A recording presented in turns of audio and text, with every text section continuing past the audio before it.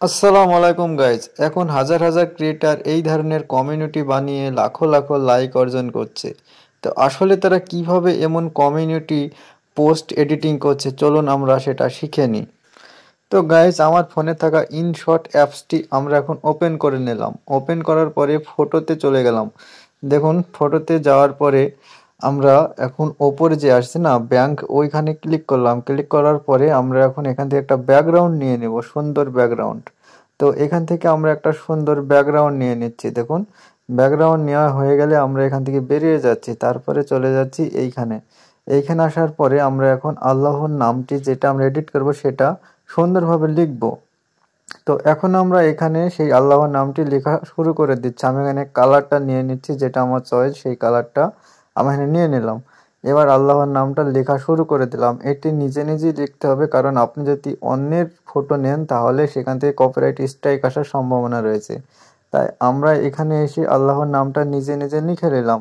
যতটা পারবেন আপনি সুন্দর করে এখানে আল্লাহর নামটা লেখার চেষ্টা করবেন। আমি এখন তাড়াহুড়োয় ভিডিও বানাচ্ছি, তো তাই খুব একটা ভালো হলো না। আপনি অবশ্যই এটাকে সুন্দর করে এডিটিং করবেন। এটাকে আমি সেভ করে দিলাম।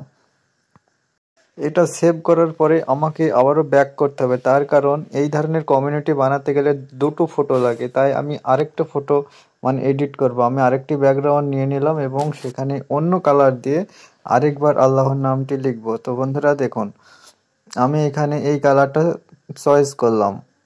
দেখুন, আমি আবার সেখানে আল্লাহর নাম লিখতে শুরু করলাম। আল্লাহর নামটা লেখা হয়ে গেলে আমি এটাকেও সেভ করে নেব। আপনার ধৈর্য সহকারে দেখুন। আল্লাহর নামটি লেখা আমার খুব একটা ভালো হচ্ছে না, আমি খুব তাড়াহুড়োর মধ্যে লিখছি, এই কারণে আপনার অবশ্যই ভালো করে লেখার চেষ্টা করবেন। আমি এবার গ্রিন কালার চয়েস করেছি। গ্রিন কালারের আল্লাহর নামটা লেখা হয়ে গেল, আমি এটাকেও সেভ করে নেব। গাইজ, এটাকেও আমি এখন সেভ করে নিলাম। তো আমরা এখন এখান থেকে বেরিয়ে যাব। এবার অন্য একটি অ্যাপসের প্রয়োজন, চলুন দেখি সেই অ্যাপসটা আসলে কি। তো ভিডিওটাকে একটু টানবেন না, ধৈর্য সহকারে দেখুন। গাইজ, আবারও চলে আসলাম মোবাইল স্ক্রিন। এবার আমরা গিফট মার্কার এডিটর এটাকে ওপেন করে নিলাম। এটা আপনারা অবশ্যই ইনস্টল করে নেবেন।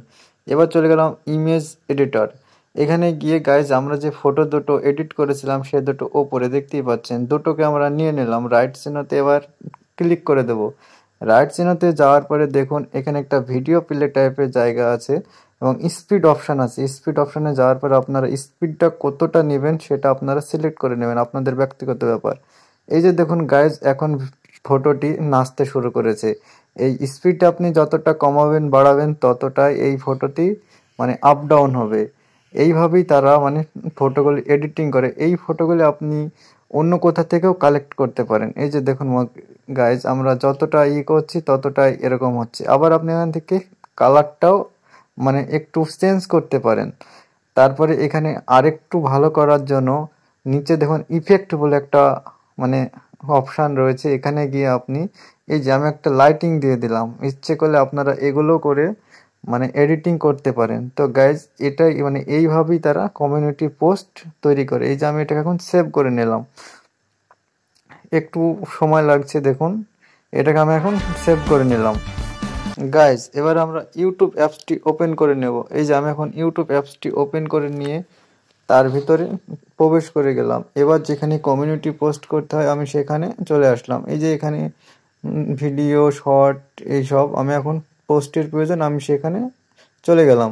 এবার আমি যে ফটোটা এডিট করেছি সেটাতে আমি ক্লিক করে দিলাম। আমাদের এখানে নেটওয়ার্কের একটু সমস্যা আছে, তাই এই ফটোটা এখানে আসতে দেরি হচ্ছে। তো আপনারা কেউ স্কিপ না করে অবশ্যই ভিডিওটি দেখুন এবং আমার চ্যানেলে নতুন হলে চ্যানেলটিকে অবশ্যই সাবস্ক্রাইব করুন।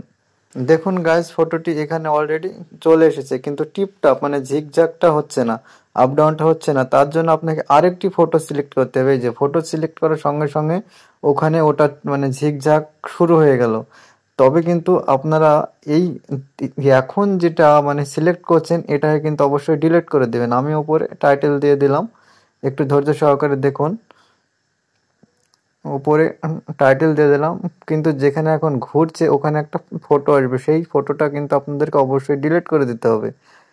দাঁড়ান, আপনারা একটু ধৈর্য সহকারে দেখুন। এই যে গাইজ, দুটো ফটোই এখন চলে এসেছে। আমি এই ফটোটাকে এখন ডিলিট করে দেবো। এই ফটোটা ডিলিট না করলে ওটা ভালো দেখাতো না, আমি ডিলিট করে দিলাম। তো এইভাবেই কমিউনিটি পোস্ট মানে আপলোড করতে হয়। আমি এটা আপলোড করলাম না, আমি বেরিয়ে গেলাম, এটার আমার প্রয়োজন নেই। তো ভিডিওটি ভালো লাগলে অবশ্যই চ্যানেলটিকে সাবস্ক্রাইব করবেন এবং একটি লাইক দিয়ে যাবেন। ধন্যবাদ আপনাদের, অসংখ্য ধন্যবাদ ভিডিওটি সম্পূর্ণ দেখার জন্য।